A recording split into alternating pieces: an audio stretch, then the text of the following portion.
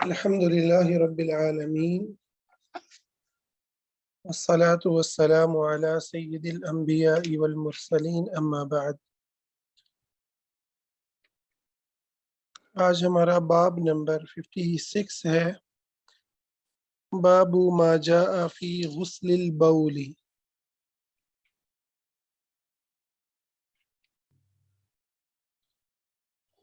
پیشاب کو دھونے سے متعلق جو احادیث ہیں ان کی یہاں پر اہمیت کو بیان کیا گیا ہے، اور اس میں وہ حدیث جو ہم پہلے پڑھ چکے ہیں قبر کے عذاب کے حوالے سے، اس کا ذکر امام بخاری نے کیا ہے. وقال النبی صلی اللہ علیہ وسلم لصاحب القبر كان لا يستتر من بوله. نبی صلی اللہ علیہ وسلم نے قبر میں عذاب جس کو ہو رہا تھا اس کے بارے میں فرمایا تھا کہ وہ اپنے پیشاب سے احتیاط نہیں کرتا تھا. وَلَمْ يَذْكُرْ سِوَى بَوْلِ النَّاسِ، اور آپ نے پیشاب کے علاوہ کسی اور چیز کا ذکر نہیں کیا، یعنی انسانوں کا جو پیشاب ہے اس کا ذکر فرمایا. تو انسانی پیشاب جو ہے اس کا نجس ہونا اور پھر اس سے بچنا، یہ دنیا اور آخرت دونوں کے لیے اس کے اندر بہتری اور بھلائی ہے. آج کی مغربی تہذیب کا ایک برا تعارف یہ بھی ہے کہ اس کے اندر پیشاب سے عموماً اسلام کے سوا جو باقی لوگ ہیں ان کے اندر پیشاب سے وہ کراہت اور اسے پاک کرنے کا وہ جو تصور ہے وہ اس طرح سے نہیں پایا جاتا جس طرح سے اسلام اس چیز کو انسان کی زندگی کے لیے، آخرت کی زندگی کے لیے خطرناک قرار دیتا ہے. جو دیکھیں پانی کی بجائے جو ہے وہ ٹیشو یوز کر لیتے ہیں، اگرچہ کہ ٹیشو سے بھی پاکی ہو جاتی ہے لیکن زیادہ پاکی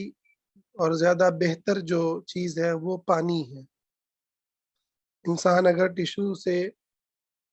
پاکی حاصل کرے بھی تو بھی اس کو جب پانی ملے تو اس کو جو ہے وہ پانی استعمال کرنا چاہیے. اور یہ آپ صلی اللہ علیہ وسلم کا عمومی طرز عمل ہے. اگلی حدیث کے اندر جو ہے وہ اسی بات کو بیان کیا جا رہا ہے. حضرت انس بن مالک راوی ہیں، فرماتے ہیں کہ نبی صلی اللہ علیہ وسلم جب بھی رفع حاجت کے لیے باہر جاتے تو آپ پانی لے کر کے ان کے لیے جایا کرتے جس سے آپ استنجا فرماتے ہیں. تو نبی صلی اللہ علیہ وسلم کا یہ عمومی عمل تھا. اگلا جو باب ہے اس پر کوئی عنوان امام بخاری نے قائم نہیں کیا، اور وہی حدیث جو پہلے آئی ہے اسی کو دوبارہ ذکر فرمایا ہے نئی سند کے ساتھ. حضرت ابن عباس رضی اللہ عنہ روایت کرتے ہیں، انہوں نے فرمایا نبی کریم صلی اللہ علیہ وسلم کا گزر 2 قبروں سے ہوا. حضرت ابن عباس جو تھے وہ کافی چھوٹے تھے، تو حضرت ابن عباس رضی اللہ عنہ جب آپ صلی اللہ علیہ وسلم کے بارے میں کوئی بات بتاتے ہیں تو اس کے 2 احتمال ہوتے ہیں، یا تو انہوں نے خود دیکھا ہے یا انہوں نے کسی اور صحابی سے سنا ہے. یہ کسی اور صحابی سے سنا ہے، تو دونوں احتمال کی صورت میں حضرت ابن عباس کی جو بات ہے وہ قابل اعتبار ہے. اس کی وجہ یہ ہے کہ وہ صحابی سے ہی روایت کریں گے، اور اگر انہوں نے خود دیکھا ہے تو بھی جو ہے اس کے اندر کوئی شک اور شبہ نہیں ہے. اگر کسی صحابی سے کرتے ہیں تو اس صحابی کی روایت کے معتبر ہونے میں بھی کوئی شک اور شبہ نہیں ہے. اگرچہ کہ نیچے جو ہے یعنی سند کے جو دوسرے تیسرے درجے ہیں، مثلا کوئی تابعی یا تبع تابعی، اگر وہ یہ کہے کہ نبی صلی اللہ علیہ وسلم نے ایسا کیا، تو یہ ایک عیب سند کے اندر سمجھا جاتا ہے، کیونکہ تابعی نے تو حضور صلی اللہ علیہ وسلم کا زمانہ نہیں پایا، نمبر ایک، اور نمبر دو، تابعی جب روایت کریں گے تو اس بات کا چانس موجود ہے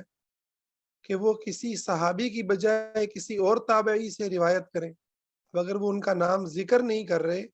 تو یہ ایک عیب سمجھا جاتا ہے۔ تو حضرت ابن عباس رضی اللہ عنہ، یعنی یہاں پر یہ اصول کلیئر ہو گیا کہ صحابی اگر کوئی روایت کرتے ہیں اور وہ اپنا واسطہ ذکر نہیں کرتے، ان کو کس نے بتایا، تو یہ کوئی عیب کی بات نہیں ہے۔ البتہ تابعی اگر روایت کریں اور درمیان میں واسطہ ذکر نہ کریں تو یہ سند کے اندر ایک عیب اور ایک کمزوری کی علامت ضرور ہے، اس لیے ایسی حدیث کو حدیث مرسل کہتے ہیں، مرسل۔ تو فرماتے ہیں کہ نبی صلی اللہ علیہ وسلم کا گزر دو قبروں سے ہوا، آپ نے فرمایا ان دونوں کو عذاب ہو رہا ہے، اور عذاب بھی کسی بڑی بات کے سلسلے میں نہیں ہے۔ ایک تو ان میں سے پیشاب سے احتیاط نہیں کرتا تھا اور دوسرا چغلی کرتا پھرتا تھا۔ پھر آپ نے ایک تازہ شاخ لی اور درمیان سے چیر کر اسے دو حصوں میں تقسیم کیا اور ہر قبر پر ایک ٹکڑا گاڑ دیا۔ صحابہ کرام رضوان اللہ اجمعین نے عرض کیا، اللہ کے رسول صلی اللہ علیہ وسلم، آپ نے ایسا کیوں کیا؟ فرمایا، جب تک یہ شاخیں خشک نہ ہوں شاید ان کے عذاب میں تخفیف ہو جائے۔ تو اس کے اندر آپ صلی اللہ علیہ وسلم کا نبی ہونا بھی یہاں سے نبوت کے دلائل میں سے ایک دلیل یہ بھی ہے کہ آپ صلی اللہ علیہ وسلم کو غیب کی خبر اللہ تعالی نے دی،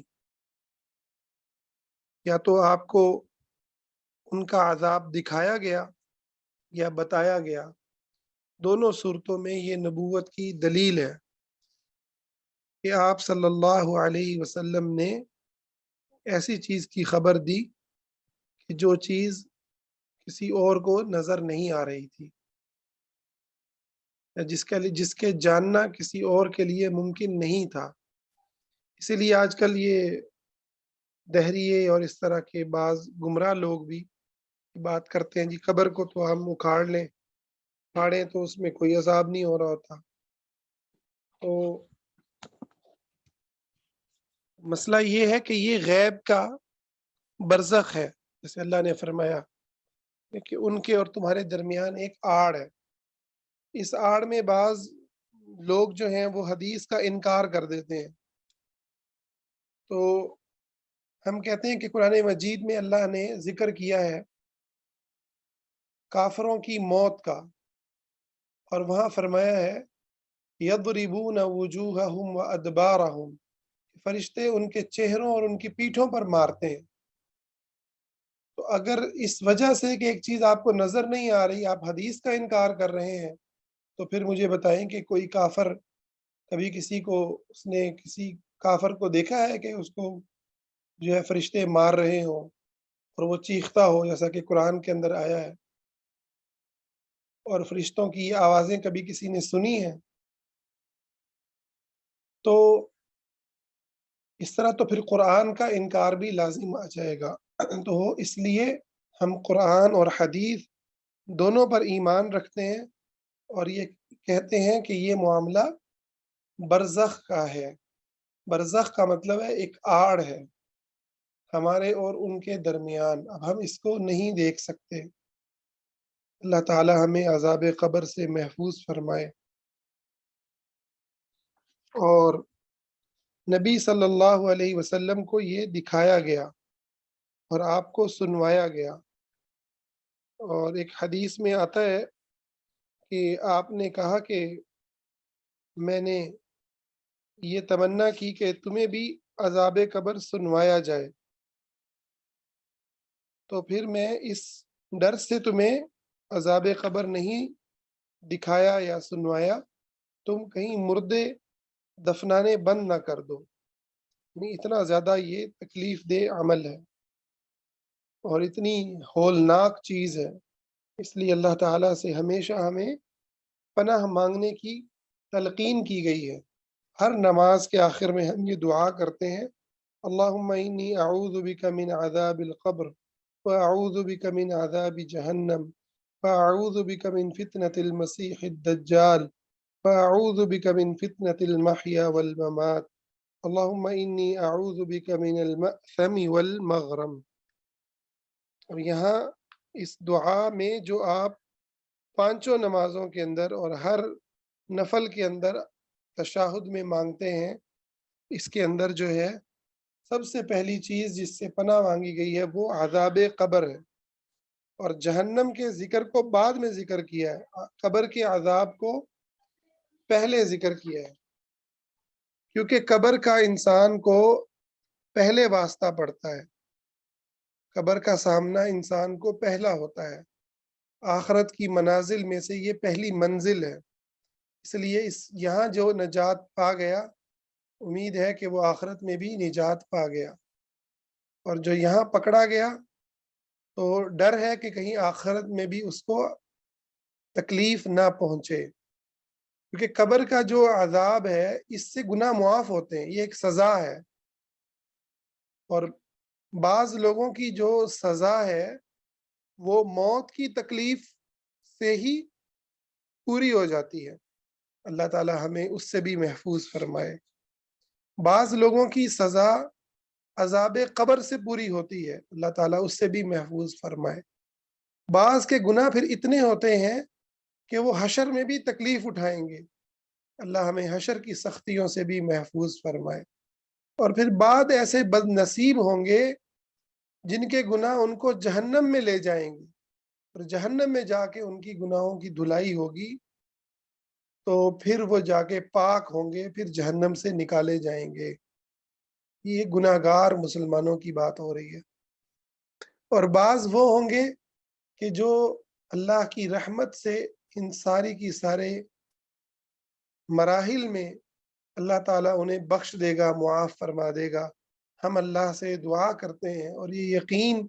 کے ساتھ دعا کرتے ہیں کہ اے مالک الملک، تو ہمیں رحیم ہے، ہم پر کریم ہے، رحمان ہے، نہ عذاب دے کر تیری بادشاہت میں کوئی اضافہ ہونے والا ہے اور نہ معافی دے کر تیری بادشاہت میں کوئی کمی ہونے والی ہے، تو اے اللہ اپنی رحمتوں سے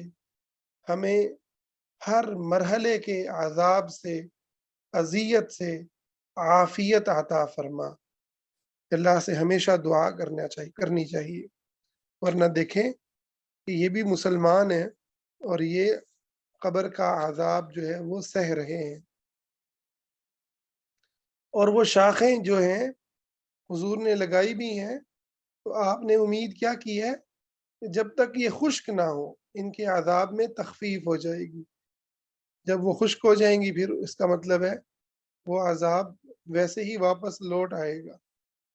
اللہ نے اپنے نبی کو بھی صلی اللہ علیہ وسلم کلی اختیار نہیں دیا،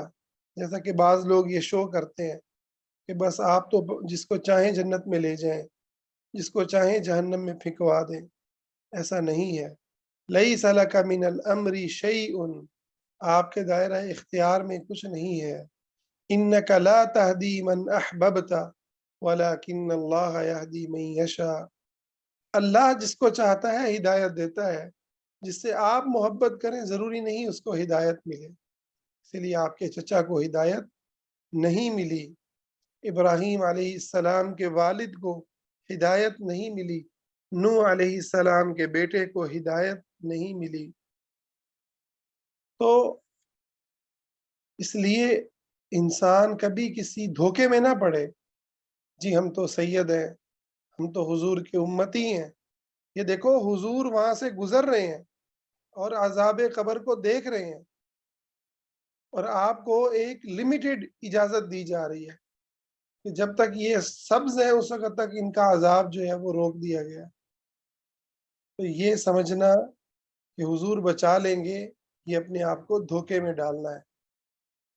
بس اللہ رب العزت کی عبادت کیجئے، اللہ سے استغفار، توبہ اور عافیت کا سوال کریں،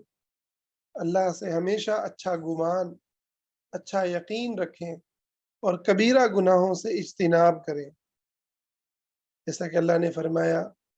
الذین یجتنبون کبائر الاثم والفواحش الا اللمم، جنت میں جانے والے لوگ وہ ہیں جو کبیرہ گناہوں سے بچتے ہیں اور فحش چیزوں سے بچتے ہیں، سوائے معمولی گناہوں کے جو کہ نمازوں کو ادا کرنے سے، وضو کرنے سے معاف ہو جاتے ہیں۔ تو اس حدیث کے اندر بہت سخت ہمارے لیے جو ہے سبق ہے کہ ہم پیشاب کے معاملے میں جو ہے وہ متنبہ رہیں اور پیشاب سے اپنے آپ کو بچا کے رکھیں۔ اگلی حدیث، اگلا جو باب ہے وہ باب ترک النبی صلی اللہ علیہ وسلم والناس الاعرابی حتی فرغ من بولہ فی المسجد، نبی صلی اللہ علیہ وسلم اور صحابہ کرام نے دیہاتی کو کچھ نہ کہا یہاں تک کہ وہ مسجد میں پیشاب سے فارغ ہو گیا۔ یہ ایک واقعہ ہے، حضرت انس اس کے راوی ہیں اور اس میں فرماتے ہیں کہ نبی صلی اللہ علیہ وسلم نے ایک دیہاتی کو دیکھا جو مسجد میں پیشاب کر رہا تھا، آپ نے فرمایا اسے کچھ نہ کہو، یہاں تک کہ وہ پیشاب سے فارغ ہو گیا تو آپ نے پانی منگوایا اور اس پیشاب پر بہا دیا۔ اب یہ حدیث بڑی ہی حکمتوں کو لیے ہوئے ہے، اس حدیث کو اگلے باب کے اندر بھی امام بخاری لائے ہیں، اس کو ہم پڑھ لیتے ہیں پھر اس پر بات کرتے ہیں۔ باب صب الماء علی البول فی المسجد، مسجد میں کیے ہوئے پیشاب پر پانی بہانا۔ حضرت ابو ہریرہ اس کے راوی ہیں، پچھلی روایت کے پچھلے واقعے کے یعنی اسی واقعے کے جو پچھلے راوی حضرت انس ہیں اور یہاں حضرت ابو ہریرہ ہیں۔ وہ فرماتے ہیں کہ ایک آدمی دیہاتی کھڑا ہوا اور اس نے مسجد میں ہی پیشاب کر دیا، لوگوں نے اسے روکنا چاہا تو نبی صلی اللہ علیہ وسلم نے فرمایا اسے چھوڑ دو اور اس کے پیشاب سے پر بھرا ہوا پانی کا ایک ڈول جو ہے وہ بہا دو، اور فرمایا کیونکہ تم لوگ آسانی پیدا کرنے کے لیے بھیجے گئے ہو، تمہیں سختی کرنے کے لیے نہیں بھیجا گیا۔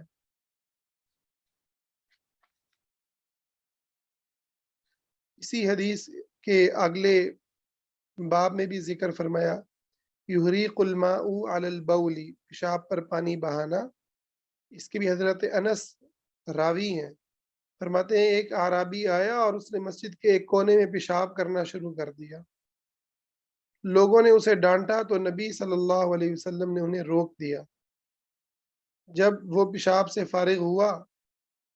تو نبی صلی اللہ علیہ وسلم نے پانی کے ایک ڈول کا حکم دیا، چنانچہ وہ ڈول اس کے پیشاب پر بہا دیا گیا۔ اچھا، یہ جو اعرابی ہے اس نے جو ہے نبی صلی اللہ علیہ وسلم کے بارے میں فرمایا کہ آپ بہترین معلم تھے، صحابی تھے، مسلمان تھے، اور بعد میں اس نے نماز پڑھی اور پھر یوں دعا کی، کیونکہ بڑی ویسے نا لطیف خوبصورت بات ہے، کہنے لگا دعا کر کے اے اللہ تو صرف مجھ پر اور محمد صلی اللہ علیہ وسلم پر رحم کر اور رحم کرنے میں ہمارے علاوہ کسی کو شامل نہ کر۔ تو رسول اللہ صلی اللہ علیہ وسلم نے اس سے فرمایا تو نے اللہ کی رحمت کو تنگ کر دیا ہے۔ تو یہ ایک اعرابی تھا، تو اس نے آپ صلی اللہ علیہ وسلم کی بھی تعریف کی کہ آپ کا کیسا طرز عمل تھا اور کس انداز میں آپ نے مجھے ڈیل کیا، اور اس نے پھر جو دعا کی وہ بھی آپ دیکھیں، آپ صلی اللہ علیہ وسلم کے طرز عمل کی وجہ سے اور آپ کے اس کے ساتھ حسن سلوک کی وجہ سے اچھا، اس میں جو آپ نے ایک خوبصورت تعارف کروایا ہے وہ بڑا خوبصورت ہے۔ آپ نے فرمایا کہ تمہیں آسانی پیدا کرنے کے لیے بھیجا گیا ہے، مشکل پیدا کرنے کے لیے نہیں بھیجا گیا۔ یہ بڑی خوبصورت تعارف ہے۔ تو جب بھی کوئی قاری بچوں کو مارنے لگے، مسجدوں میں پیٹنے لگے، آپ کا دل کرنے لگے کہ بچے قرآن نہیں پڑھ رہے، ہے نا، بچوں نے یہ غلطی کر دی ہے، بچوں نے برتن توڑ دیے ہیں، ٹیوشن پہ نہیں گئے، تو نبی صلی اللہ علیہ وسلم کے اس تعارف کو یاد کر لیا کریں۔ جب بھی غصہ آئے اور مار پیٹ کرنے کا دل کرے، بری بات زبان سے نکلنے لگے بچوں پر، بڑوں پر، غلطیوں پر ان کی، تو آپ صلی اللہ علیہ وسلم کے اس لفظ کو یاد کر لیا کریں جو آپ نے میرا اور آپ کا تعارف کروایا ہے۔ فَإِنَّمَا بُعِثْتُم مُيَسِّرِينَ، تمہیں آسانی پیدا کرنے کے لیے بھیجا گیا ہے۔ وَلَمْ تُبْعَثُوا مُعَسِّرِينَ، تمہیں سختی پیدا کرنے کے لیے نہیں بھیجا گیا۔ اس پر انشاءاللہ مزید بات کرتے ہیں اگلے درس میں۔ اللہ تعالیٰ سے دعا ہے اللہ تعالیٰ ہمیں اس حدیث کے اندر جو تعارف ہے اس تعارف کا ہمیں مصداق بنائے، ہم اس کو اپنی زندگی میں پریکٹیکلی پیش کرنے والے ہوں، اور اللہ تعالیٰ ہمیں تمام کبیرہ گناہوں سے محفوظ فرمائے، قبر کے عذاب سے محفوظ فرمائے، موت کی سختیوں سے محفوظ فرمائے، شہادت کی موت نصیب فرمائے۔ اللہ ہماری بہن عافیہ صدیقی کو جلد از جلد رہائی نصیب فرما کے امت کے دلوں کو ٹھنڈک عطا فرمائے، آمین یا رب العالمین۔